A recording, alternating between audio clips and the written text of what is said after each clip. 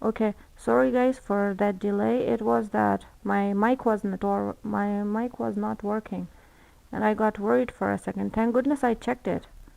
Will it be working now? Yes, it's working now. So we will just turn this off, and we are coming back to the golden age of microbiology.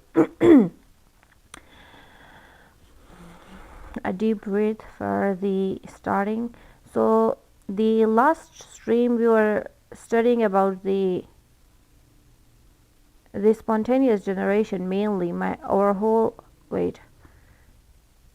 life was focused on the spontaneous generation. I'll just summarize it what we studied in the last live, and that was the spontaneous generation actually means the appearance of life, or the sprouting of life from the non-living things. Like that was a spontaneous generation. But then Francisco Redi just did an experiment, and he proved that no, that's not true. There is something in the matter that sprout the life. And he did by taking three, what do you call it, three what, third containers, wait, containers, yeah, sorry, I am a little bit slow at starting, so bear it with me. So he took three containers and put meat in every one and just changed the covering of it. One he covered fully, one he didn't cover it fully, means he put the gauze, and one was left open to the air. So he noticed that the maggots were sprouting out of the open ones and the half open ones, and he said that it was the eggs that were sprouting the life out of the non-living things, right? But then Leeuwenhoek discovered the microorganisms, right? That was the era. This was before the era where the Leeuwenhoek discovered the microorganisms. But after the discovery of microorganisms, people started believing that yeah, it's okay for the larger organisms to not sprout out of nothing, but the microorganisms can do that, like come out of nowhere or come out of the non-living things. So people were starting to believe that everything, every inorganic matter can give rise to life. But then John Needham starts like strike on the spontaneous generation, and he boiled the mutton, and he tightly stoppered the flask like it's written here. Wait, let me enlarge it a little bit so you guys can see it clearly. And so it became cloudy and contained microorganisms. Like, what mistake did he made? He boiled the meat, but he didn't boil the or heated the air. So even if you boil the meat and all the microorganisms are killed, but after the air that wasn't sterilized come in contact with the meat, the microorganisms of course grow again here because of its contamination. So people started believing that even though organic matter contained a wilder force, and by boiling it destroyed it. But then people believing that yeah, even if the organic matter didn't give rise to the living organisms, air could give rise to the living organism, right? Air had something vital in it that could give rise to the air. So in this case, people started believing that yeah, organic matter can give rise to the living things, and air can give rise to the living things.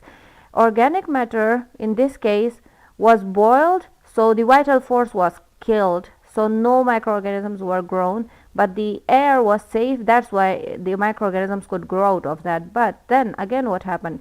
Lazarus Spallanzani came and he improved the Needham's experiment, and he sealed the glass first, means he boiled both the nutrients and heated both the air, so no growth took place.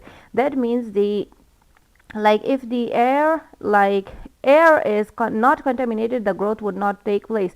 So that means the air had something essential that could carry out the say something that could lead to the growth of microorganisms. So in this case, people started believing that yeah, air had a vital force. But they still did not believe that air had something in them.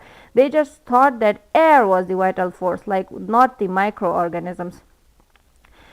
But then what happened? The Schwann came, and he allowed the air to the flask containing the sterile nutrient solution after the air had passed through the red hot tube. Again, in the case of the previous Spallanzani, the thing was that he sealed the flask after the air had went through it, and so of course no growth would take place. Means his experiment was more focused on the organic matter, like the boiling of the organic matter, and he wasn't that focused on the air because he didn't even allow the air to enter.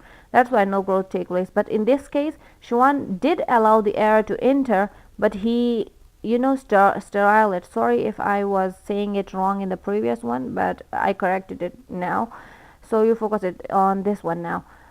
So he made the nutrient sterile and he made the air sterile, and so of course the flask remained sterile. But then what happened? The Schroeder and the Theurer allowed the air to enter, but they didn't heat it, like they didn't pass through the hot tube. Instead they did what? They took the cotton and allowed the air to pass through it. So again, the air when passed through the cotton, it was sterilized. That means not the heat was responsible for killing the air vital force, but there was something in the air that were leading to the growth of microorganisms, right? Even though the medium was heat sterilized, right? So air was sterilized in the Schroeder and dust case by cotton, and in Schwann case by red hot tube. But then, like, this was getting to nowhere, like nothing good was happening. Someone was saying organic matter had this, someone was saying air, mainly the air was responsible for stuff like this. But then Louis Pasteur came and he said, I'm going to end this for once and for all. So he took the plant spores, just like the other ones were doing with meat, or someone were doing with plant seeds, as the same thing. And he said that if the piece of the cotton that had let the air pass through it, and you put that in the sterile medium, the growth took place. Means there was something in the air that was responsible for the growth. Then he said that when you put the nutrient in the flask and he heated their neck, means, and he made the necks in the curved shapes, like different here in the below picture. You guys can see. Wow, where did we go? Not that down here. The shapes were like this, and so when he did this, the air that would pass through it, even though it wasn't heat filtered, the microorganisms would stick to these neck resistance, you can say, blockage. They would stick to that, and of course the microorganisms wouldn't be able to reach the nutrients. So in this case, growth didn't took place. And so he was able to say that there were some germs in the air that, so okay, before saying that, he cut these necks of the flask, so the air was directly going to the medium. Like he cut it from here, he cut it from here, and he cut it from here. So it was exposed to the air directly, the air which wasn't even filtered. So it made the growth of the microorganisms in the sterile medium. So then he made it clear that heat was responsible for, like, they were clear that heat was killing something in the meat. So they were not focusing on that part. People were focusing on the air part, like air was something that were causing these. But he made it clear that there was something in the air that were causing it. And he also made the process, the sterilization, like what can make the bacteria not grow. So it was the, like, boiling of the things. These today autoclaves, the autoclaves we use today, they work on the principle of steaming with pressure. The same case with the pressure cooker. If you boil something in the pressure cooker, the steam and the pressure both acts on it, so the microbes cannot grow. Although when you go below, this scientist, the Tyndall, he did prove the list posture by doing the experiment, the same thing. So the same way again, that yeah, air had something in it, that if it was absent, no growth would occur. But he also added that there were heat resistant forms of bacteria. And the sorry for saying his name wrong. The Ferdinand Cohn discovered the existence of heat-resistant bacterial endospore. He just said that there were some heat-resistant forms of bacteria, but the went even deeper, and he said that these were endospores. Might I explain to you what the endospores are? These are the bacteria that deplete their water content, and they empty themselves, and stiffen their cell walls even more, harden them, so it can survive even in hot temperatures, high pressures, and extreme conditions. And of course they are saying that we will be discussing that. So this was the summary. Did I take this long for the summary? Okay, so before going to the let's directly go to the golden age of microbiology. I was thinking about this one.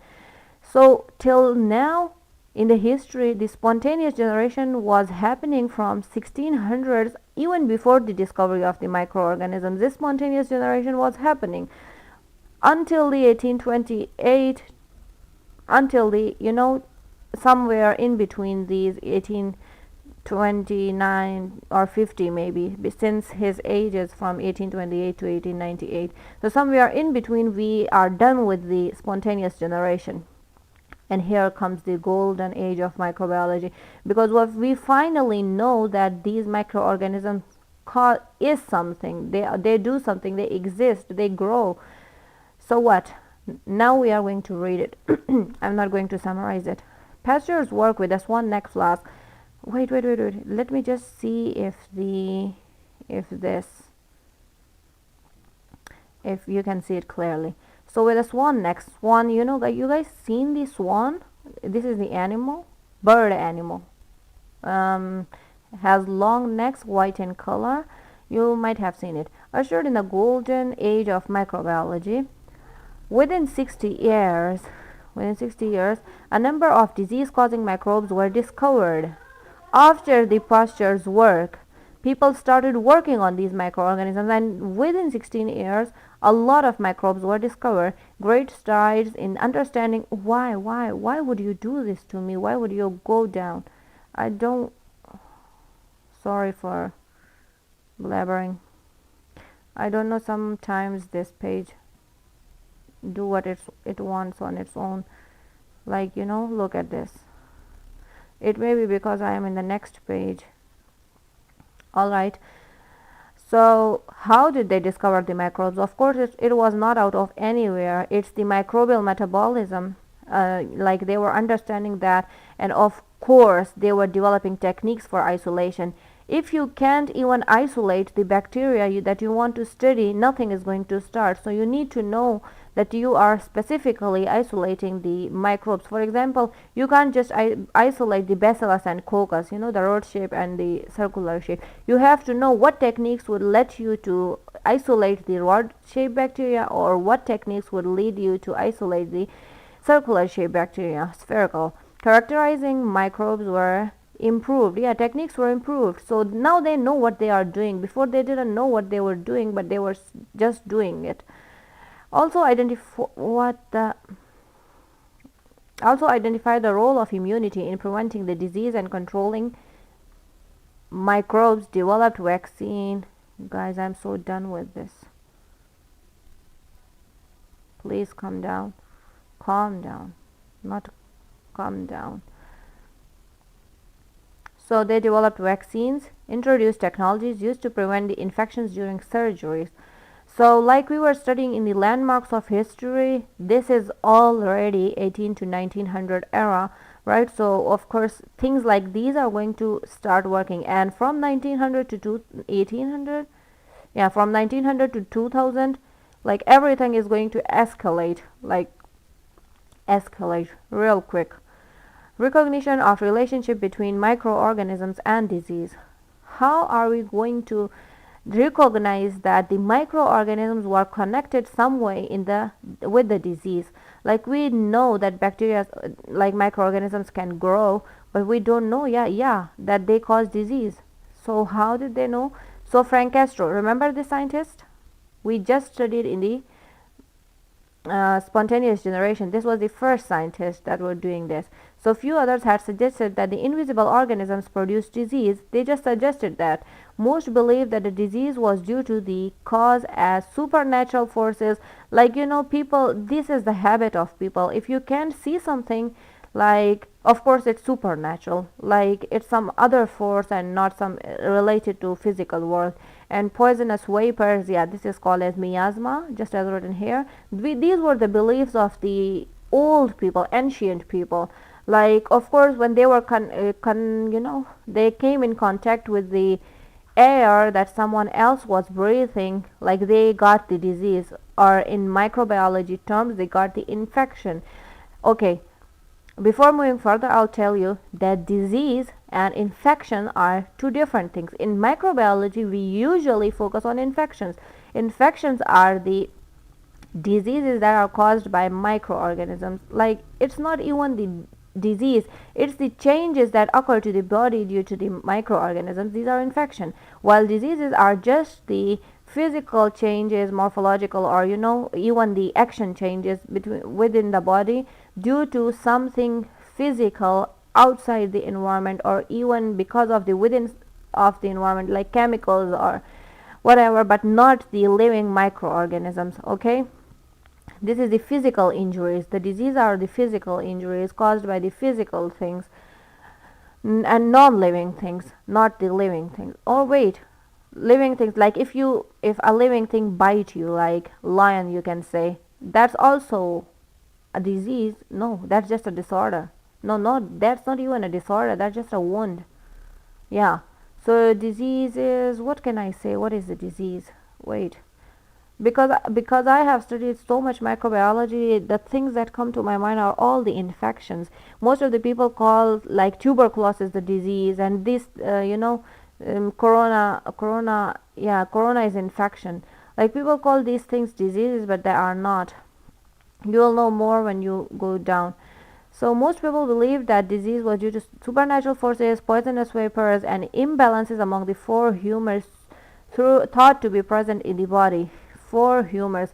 Guys, I know about miasma more, like poisonous vapor, right? Like, it's because of the air and supernatural, but I don't know what the four humors are. Like, this is related to something physical biology or something.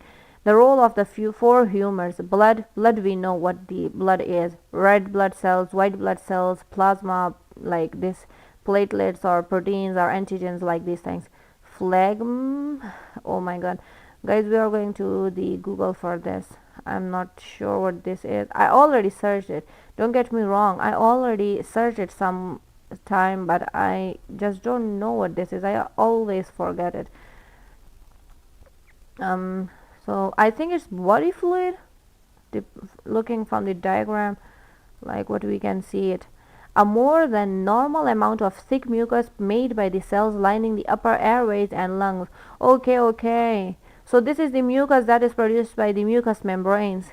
Like, normally our mucous membranes are present in the lungs and the nose and not the throats, but because throat don't have that mucus. So yeah, mouth, we have that. So also mucus is present in our intestine as well, like mucosal layer, it is lining it. But here they just talked about the upper airways and lungs.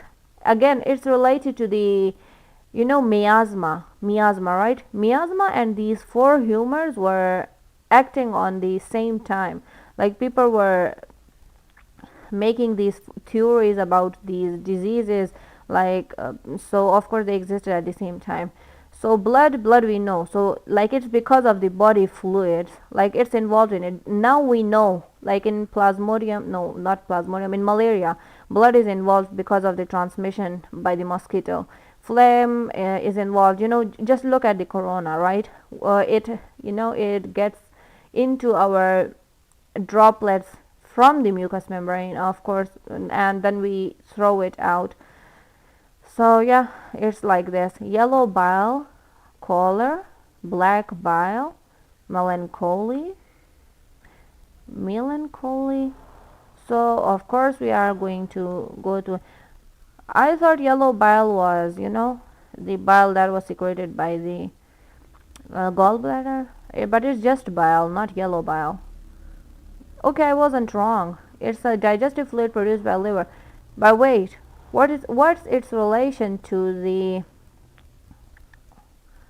vomiting? Yellow bile can occur due to a number of possible reasons, including empty stomach, stomach irritation, and intestinal blockage. Wait, what? No, like why is it related to the microorganisms in the ancient times? Yellow bile in for humor. Let me search this. Our bodily fluids thought to be impact humans' temperament, personalities, and health were blood flame and black bile, yellow bile. Each humor were associated with one of the qualities of the matter. Yellow bile with the heat, blood with the dryness, flame with moisture, and black bile with cold. What? Blood with dryness? Like, guys, I'm not getting it. Okay, I get it, the flame with moisture, right? If you have more moisture, so your membrane would be okay. Yellow bile with heat? Okay, does this mean because yellow bile digests the carbohydrates or whatever? Does yellow bile digest the carbohydrates? Wait, I think yellow bile digests the yellow bile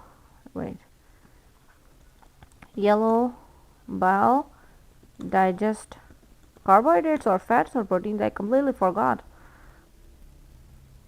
Helps break down the fats in the food. Okay, fats. Sorry for wrong information. Yellow bile with heat. So is it because that yellow bile digests the fats that it produces heat? Or is it because they digest fat and fat is accumulated in our body, and then when we do exercise we have fats and we release heat? Is it related to that? And blood with dryness? Guys, what is a blood relation with the blood relation? What is blood relation with dryness? Exactly. There are, but not blood flow at the resting state is associated with the dry skin. All right. Guys, we get it now. That blood relation with the dryness is in this way, that blood has the air, right, and the minerals and everything. When the blood reaches, circulate in our body, the extra moisture is released out of our body. But when we don't have the blood vessel, we don't have good blood circulation in our skin, so our skin can get patchy and dry. But what is black bile then? And they are saying that it is related to the, what do you call it, coldness. So where is it? Fluid that was once thought to be one of the four humor. Wait, is a fluid that was once, no, I know that. What is black bile? Spleen. Melancholy and depression were also blamed on the spleen. With the overproduction of the black bile, a person may have appeared cold and dry, sad in disposition, and all doubtful of the world. Like, if black bile was thought to originate from the spleen, I can understand why will they relate it to the depression. Okay, so they are not trying to say that this cold is related to the coldness of the body, like it's not related to the temperature. This is related to the personality, like cold personality. But if it's originating from the spleen is the organ that is related to immune system directly, and spleen is the place where our blood is filtered. It doesn't work like kidney just controls the nutrients in the blood, but spleen controls the like microorganisms, outer, foreign particles, and kind of these things. Because it is related to immune system, it helps in protecting the blood from the harmful substances. But are they saying that the this black bile, when it isn't related from the, not related, if it isn't released from the spleen, so their body isn't well protected, and when your body isn't in healthy shape, so of course your personality starts to change. Are they trying to say this? Am I right? All right, we are not going to dive deeper in this. We are going further from this. So the role of the four humors: blood, phlegm, yellow bile, choler, black bile, melancholy, in the disease had been widely accepted since the time of the Greek physicians Galen. 129 and 190. Guys, I told you that this is just so ancient, just the same as miasma. But I think miasma was supposed to be believed very much before than this. Where is it? Yeah, four humors. So why are the four humors accepted in the disease related studies? It's because we all know that our physiology affects the diseases. It definitely affects. Like if corona infects one person, and he in the same species, the same strain infects the other person. Of course, if the person immune system is strong, the one person is going to survive, and the person that doesn't have immune system strength, they are going to get infected. And of course the blood plays role in that. I'll tell you, blood plays role in that because it does have WBCs. And the flame, just as we said that, mucosal, these are the fluid that is released by the cells in the mucosal membranes. And I'll tell you that mucosa has so many macrophages in it, you won't believe it. They have high amount of macrophages in them. And yellow bile, it's related to food. Like if you don't have energy storing system, what are you going to do then again? So this affects your physiology, and so of course the disease attacking probability or things. Black bile, of course, spleen is the biggest organ in the immune system, or the only organ involved in the immune system. Okay, so they were accepted that much early, 129 and 199. Support for the idea that microorganisms cause disease, that is the germ theory of the disease. So the theory was that the microorganisms cause disease. They are saying that the miasma and the four humors were supporting this theory and began to accumulate in the early 19th century. Now they are starting to connect all these dots that people were pointing out in the history, and they are now doing this in the future. And like I told you, my book pages, don't do this to me. Don't suddenly go from one page to another. How am I going to study this? Doesn't this make you angry when the page doesn't stay on the same place where you want it to be? Like it has a mind on its own, of its own. Okay, now what? Here comes another scientist, guys. Agostino Bessi. I never heard of his name.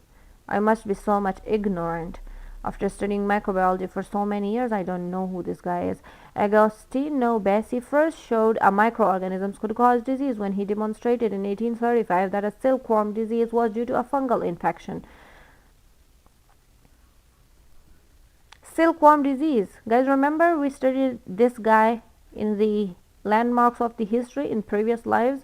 They said that it was due to the fungal infection. And thank goodness that the silkworm disease is not our disease, right? It wasn't. It was just a worm disease. Worm was infected by a fungi. So who was it? Agostino Bessi? Wait, did I say his name in the landmarks of the history in relation to the silkworm? But I don't remember it. No, that wasn't the case. We just said that silkworm disease were discovered and it was caused by the fungi. Yeah, I will remember this guy's name if I have studied it just few days ago. He also suggested that many diseases were due to the microbial infection. Okay, once he found that microorganisms could cause disease to one thing, he said why not to others? In 1845, M.J. Berkeley proved that the great potato blight, guys, this potato blight of the Ireland it was a great thing at his time. It wasn't a great, like, it was a disaster. Like, potatoes were, you know, what do you call it? Potatoes were reducing in number. Yeah, it was a disease to or infection to potatoes, and people do like to eat potatoes, so they were worried. And let's see how a potato blight look like on potato. Potato. Ouch. Don't we have potato blight these days as well? But I think people just didn't know how to. Wait, I think potato blight. Wait, does potato blight infect the tree as well, or just the potato? Does the potato blight affects? Did I write it E? Affect tree as well. And since it's a fungal infection, it's going to spread so quickly because fungi has spores. Fungi is the most rapid at growing. No, potato, also known as late blight, does not usually affect trees, but it can affect other plants. Okay, so leaves, stems, fruits, and tubers of the tomato plant. Guys, didn't I ask the same thing in here? And they are saying in the upper paragraph, they said no, potato blight, also known as late blight, does not usually affect trees. Here they say it's a disease that affects the leaves, stems, fruits, and tubers of the potato. Okay, I get it. It affects the tree of the potato. So, was caused by a water mold. Water mold? Wait, water mold is a protozoa. It isn't a fungi. Where did I go wrong? Water mold. Fungi or? Usually molds are in fungi. Is mold a fungi or?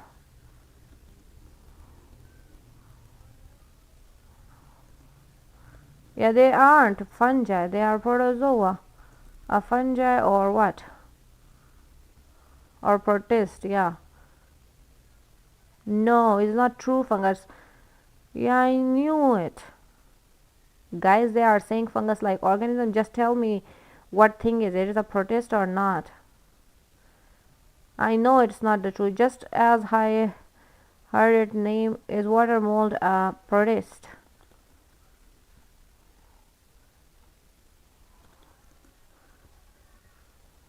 You know, guys, you studied about the plant looking like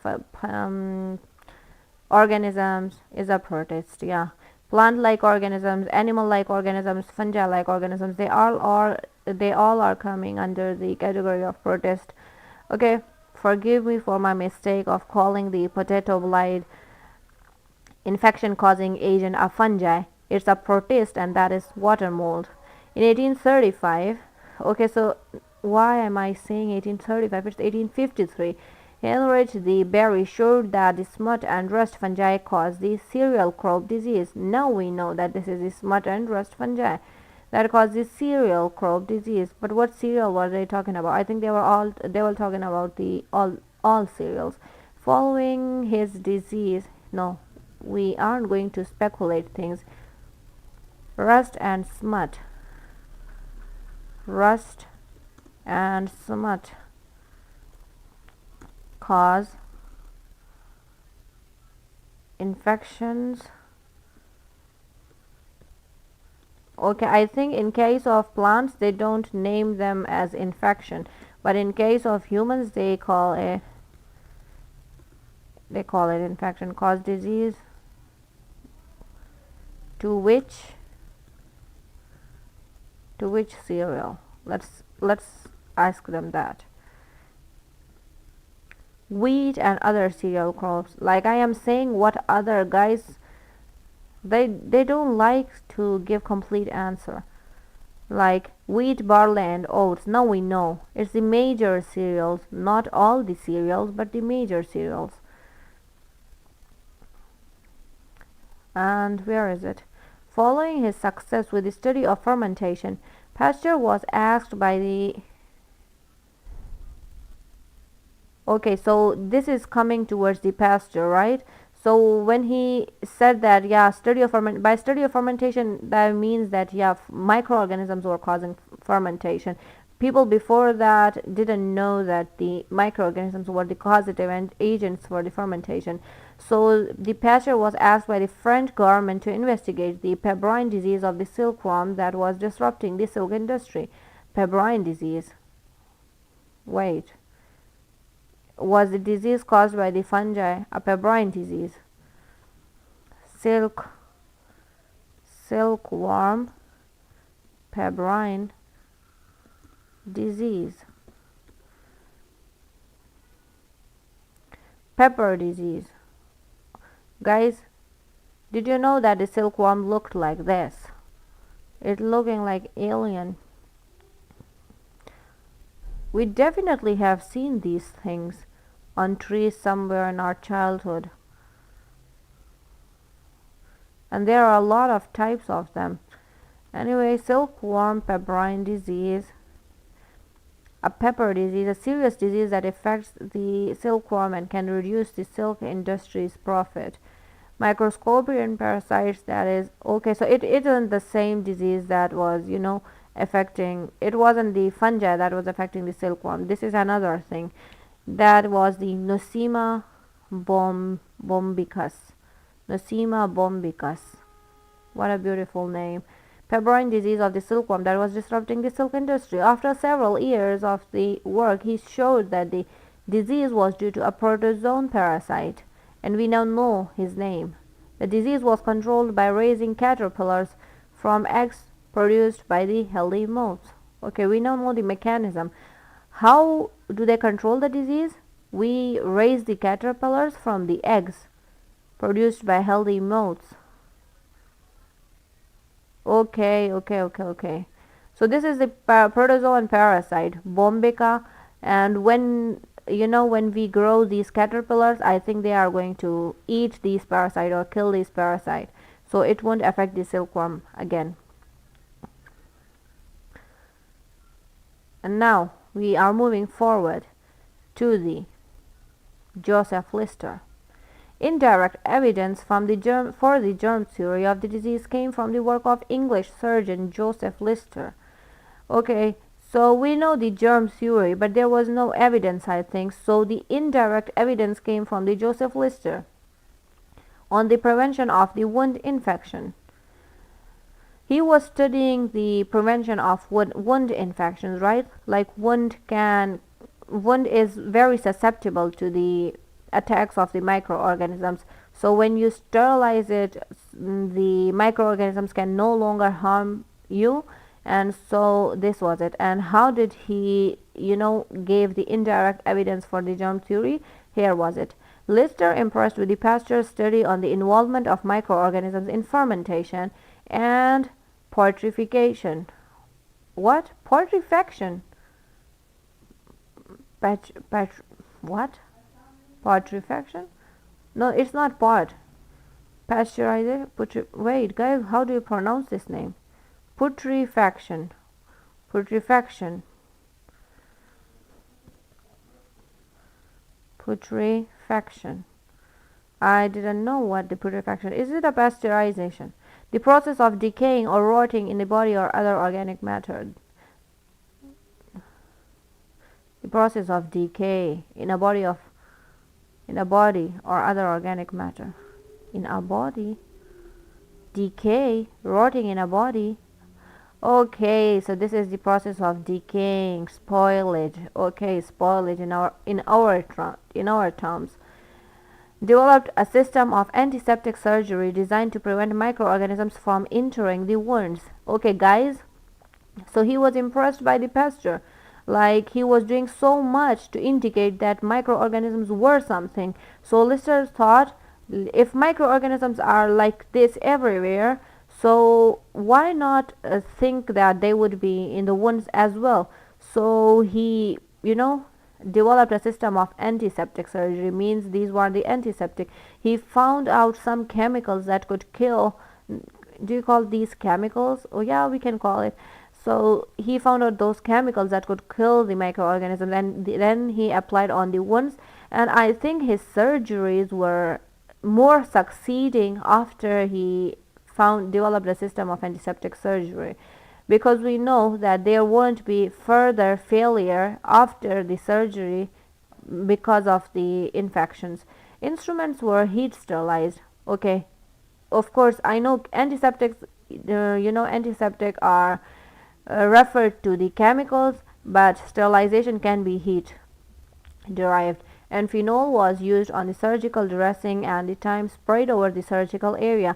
So he used the phenol as an antiseptic, and the instruments were just heat sterilized.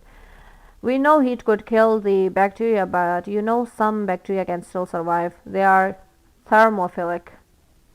The approach was remarkable, successful, and transformed surgery after Lister published his findings in 1867. Now we are going towards the 1867, and his process were remarkable, as I said, because the surgeries were successful. It also provided the strong indirect evidence for the role of microbes in disease, because phenol, which kills the bacteria, also prevented one infection. We don't have to explain, we know that. Now here comes the Koch's postulate. Guys, we are done with Lois Pasteur.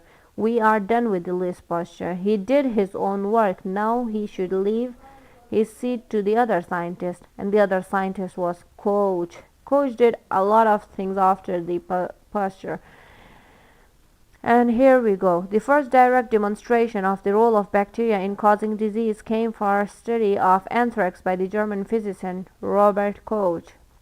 Guys, we are so much familiar with this anthrax in the landmarks of the history, because the same anthrax was used as the bioweapon. Bioweapon. Do you guys understand that terminology? This anthrax was used to destroy people. The same anthrax that were infecting people and they didn't know what to do with it.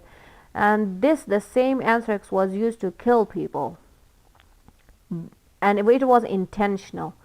So anyway, coming back to, so came for the study of anthrax by the German physician Robert Koch. So he was, studying the anthrax, and he found out, or he demonstrated the role of bacteria.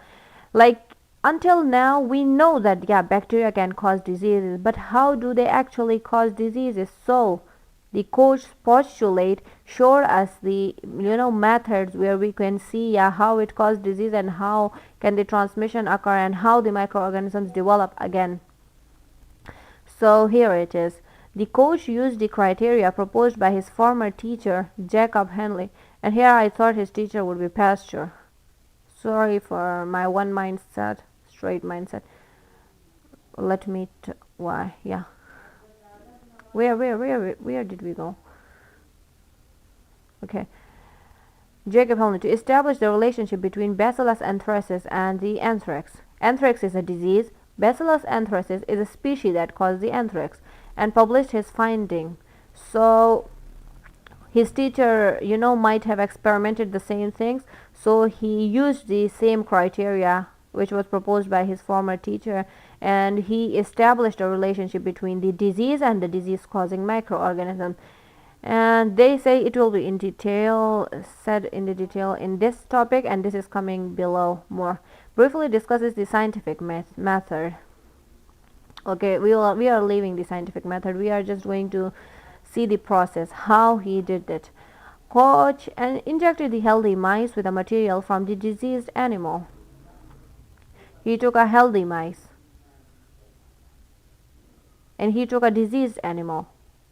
He took the diseased animal blood, like by injection, and put it in the healthy mice. The mice became ill as well. After transferring anthrax by inoculation through a series of 20 mice, so he transferred the anthrax by inoculation like 20 mice, like it's mean that he transferred the disease to the 20 mice. He incubated a piece of spleen containing the anthrax bacillus in a beef serum. We all know, and if you haven't studied landmarks of the history, they said that they developed the gram staining and the culture methods, right? So they know how to grow the bacteria, and they know that beef serum is good for the growth of microbes. So he took the piece of spleen. Poor mice, their spleen was gone. So he put the spleen piece in the serum, and the anthrax incubated means he gave it the right temperature. The bacilli grew, reproduced, and produced endospores. Okay, this is new. The anthrax can produce spores, anthracis, sorry. When the isolated bacilli or their spores were injected, okay, so either it is the bacilli directly or either it is their spores. When injected into the mice, anthrax developed. His criteria for proving the causal relationship between microorganisms and specific disease are known as Koch's postulate. Means his process step by step became the Koch's postulate. And what is this? Koch proves that the what is this? Stay on one page. What is wrong with this?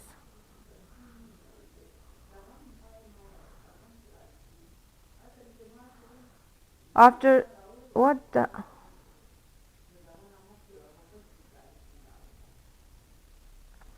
Okay, Koch proves that the B anthracis, Bacillus anthracis, caused the anthrax.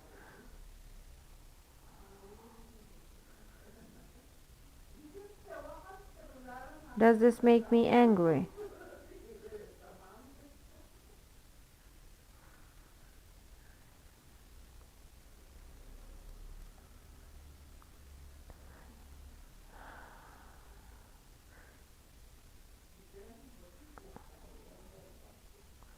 We are going to be playing until it sticks to one place. Stop it. Where is the settings? I need to fix it on one page.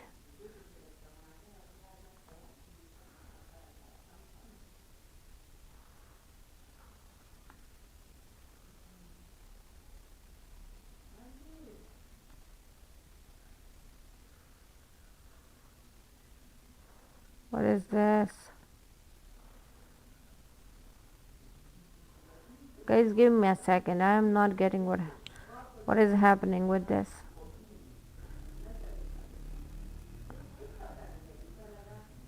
Single page. How much up did we go?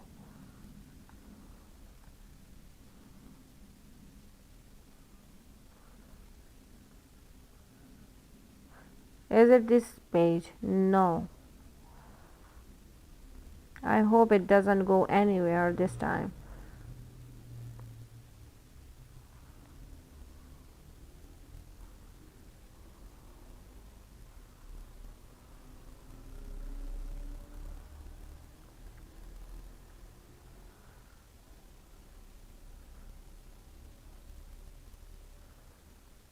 All right.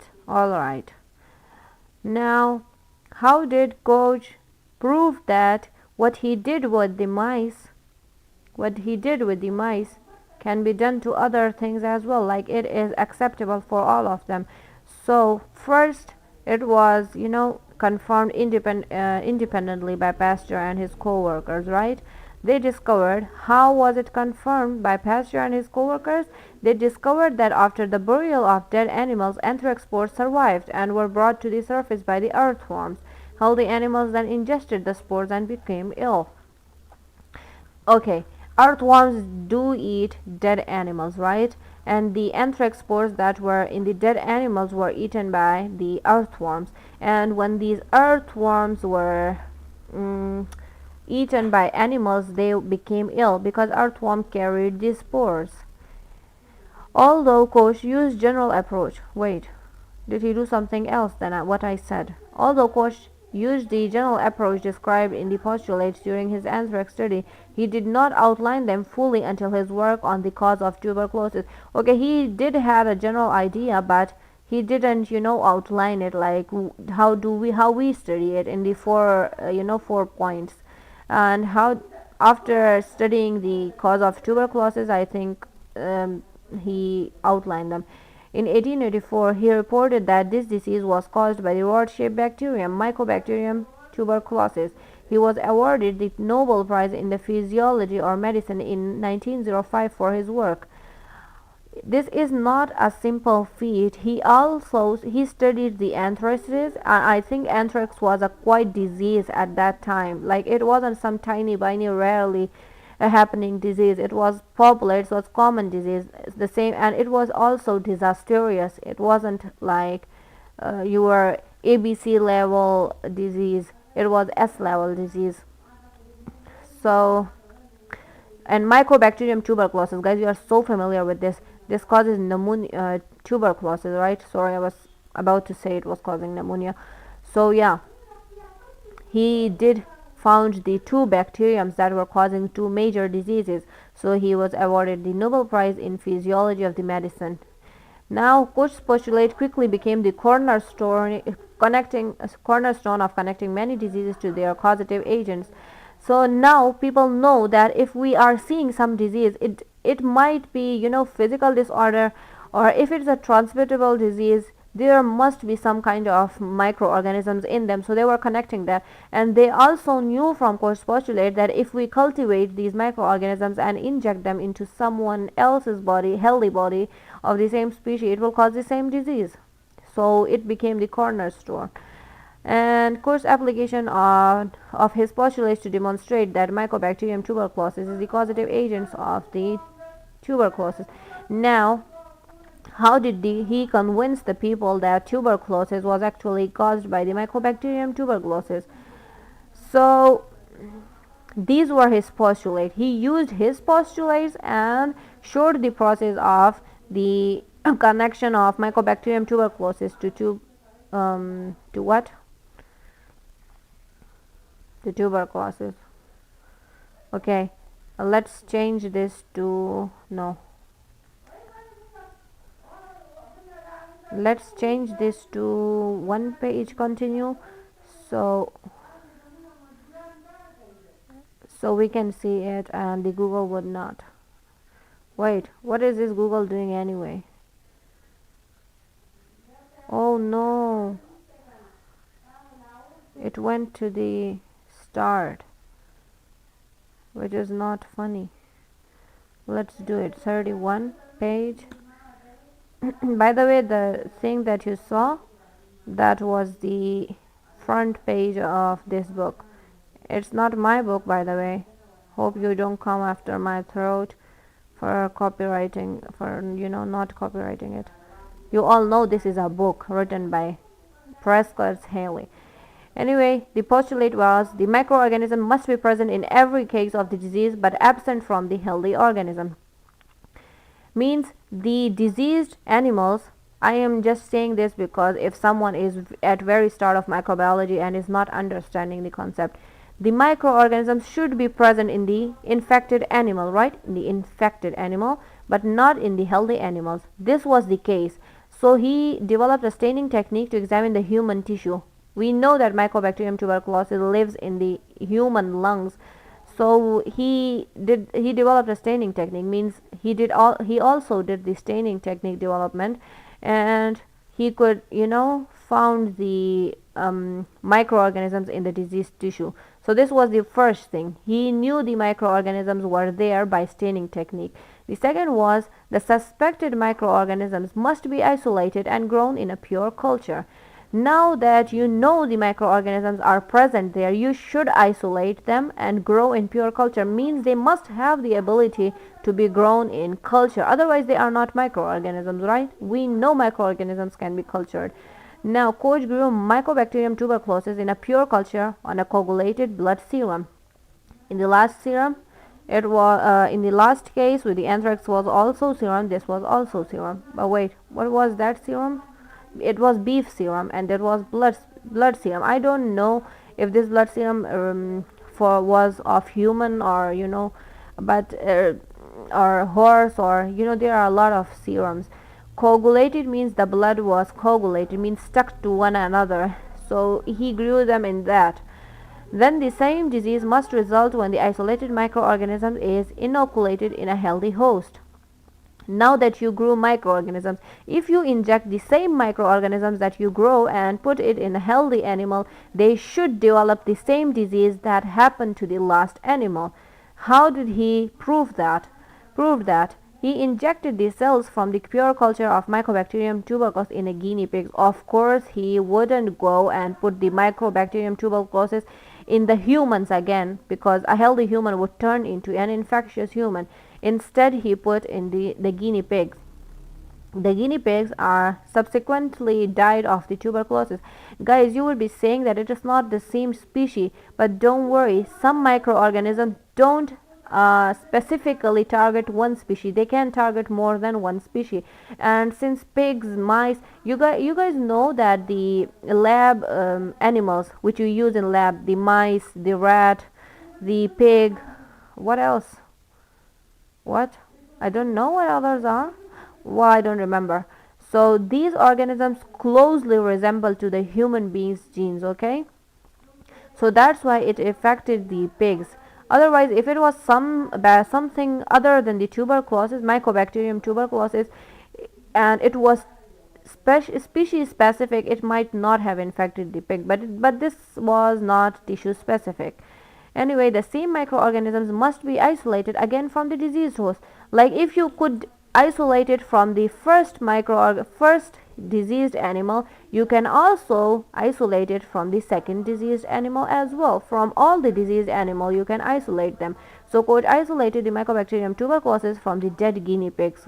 Poor guys, at least we don't die that early of the tuberculosis. Looks like the guinea pigs couldn't take it.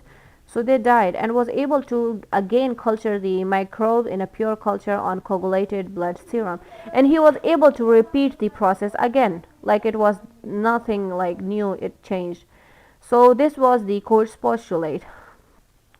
And about these techniques and these applications, the scientific method, we will go into this another day, right? And for now, because after this we are going to the 19th century, no, there's a lot of 1800s even after this. Like this chapter is all about years. And by the way, this book is updated to 2005, so we are going to just the 2005 era. So are we done with this today? Yeah, we are done with this today. So we only studied about the Koch's postulate and the, where was it, the another scientist. Okay, so they were just random scientists. I thought it was just one. Like I'll just say what actually we did. So the people started understanding the culturing method of the microbes. Please, oh yeah, what is this? Okay, so here we go. It was the potato blight disease were happening, silkworm disease were happening. Then Pasteur was asked by the French government to study the pebrine disease of silkworms, and then Joseph Lister developed the antiseptic surgery to prevent microorganisms from entering wounds. And then Koch came and he developed the Koch's postulate by doing two experiments. First was just as a study for himself, and second was as a proof. The first was anthrax, was like bacillus anthracis were causing anthrax, and the other was the Mycobacterium tuberculosis was causing the tuberculosis, and he was awarded the Nobel Prize. And the development of techniques for studying the microbial pathogens. We didn't study this, right? Should we study this? Right. We are not done with this. Oh no, sorry. Okay. we left this. I completely forgot. Okay, so we are ending after we read this paragraph. So, for instance, some microorganisms like Mycobacterium leprae, the causative agent of the leprosy, cannot be isolated in pure culture. Okay, so they cannot be isolated in pure culture. Like there were some microorganisms that you have to take the sample directly from one organism, and the same sample which has the microorganisms you should put directly into another healthy animal. Like some organisms just cannot survive on pure culture. Guys, you understand the pure culture? It needs a lot of work. Like first it will be unpure culture, means it might have different species colonies or something like that, so you have to like transmit it directly. Anyway, the development of techniques for studying the microbial pathogens. During Koch studies on the bacterial diseases, it became necessary to isolate the suspected bacterial pathogens in a pure culture. Like when he was studying the bacterial diseases, it became necessary for him to isolate these bacterial pathogens on the pure culture, because he had to look at the microorganism to say that yeah, that the microorganisms that were infecting the first unhealthy animal was the same as the microorganisms that was infecting the unhealthy animal that we created, right? So it should be the same, and he will study them under the microscope to say that yeah, these both are the same species of the microorganisms, just present in the different organisms. So at first Koch cultured the bacteria on a sterile surface of a cut boiled potatoes, but this was unsatisfactory because the bacteria would not always grow well. So okay, he didn't directly know that what will grow the bacteria. So directly going to the blood serum, he didn't do that before, but he grew them on the boiled potato before. Why did he do that? Because boiled potato is rich in starch and glucose, and you all know that bacteria grow on glucose. Starch they cannot digest, they cannot eat. So but glucose level is low in the potato. Starch is high but not glucose, so they wouldn't grow well. Also, it's not just the glucose that is in it. Now, eventually, he developed the culture media using meat extract and protein digest because of their similarity to body fluids. Okay, then he said that maybe things not similar to humans might not work. Let's take things that are similar to humans. And then he take the meat extracts and protein digest because of their similarity, right? He first tried to solidify the media by adding the gelatin, but separated bacterial colonies developed after the surface of the solidified liquid had been streaked with a bacterial sample. The sample could also be mixed with the liquefied gelatin medium. Like when he agglutinated, like putting gelatin, he solidified it. So different separate bacterial colonies were developed, and they are saying that the sample can be mixed with the liquefied gelatin medium. Like they would mean that they can grow in both mediums, like right, solid and liquid as well. No, but not. When the gelatin medium hardened, wait, are they telling us the difference that would occur in the both of them? When the gelatin medium hardened, the individual bacteria produced separate colonies. Despite its advantages, gelatin was not an ideal solidifying agent because it can be digested by many bacteria and melts at temperature above 28 degrees centigrade. But our human temperature is 37 degrees centigrade and not 28 degrees centigrade. So like we cannot give the temperature optimal to that bacteria. Like if it needs 37 degree, the gelatin would grow, melt.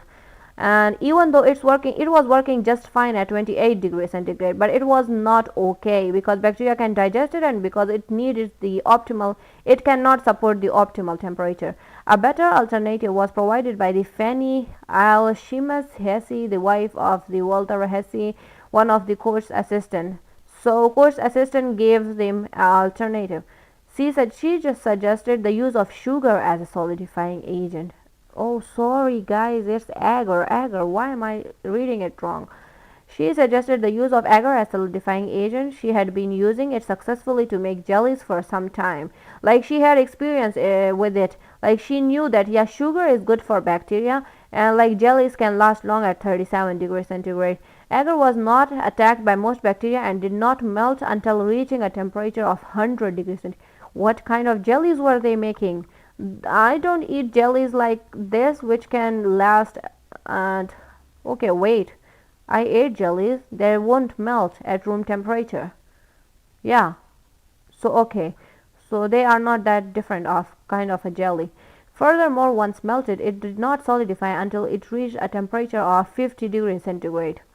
Means you have to give them, if they were, melted, it won't solidify until 50 degrees centigrade, eliminating the need of to handle boiling liquid and provide time for manipulation of the medium. Some of the media developed by Koch and his assistants, such as nutrient broth and nutrient agar, are widely used today as well. Yeah. Agents passed through a what are still widely, isn't it used? Yeah, used. Yeah, I went to the wrong page. Guys, till when are we going to read this? Another important tool developed in Koch's laboratory was the container for holding solidified media, the the Petri dish plate, named after Richard Petri. We know that who devised it. These development directly stimulated the progress in all areas of biotechnology. Okay, so they were struggling with the media part, like it wasn't that easy to know the identical media that they were needing to grow the microorganisms they want to grow, like the temperature requirement, the solidification or the liquefaction. So these kinds of things were causing problems for them. And after the Richard Petri, like the Petri dish was developed, now they found out a perfect container for the media, like solidified media. And now what happened again? Should we go move forward, or are we done with the coach? Okay, we are done with coach, so we are finishing on this.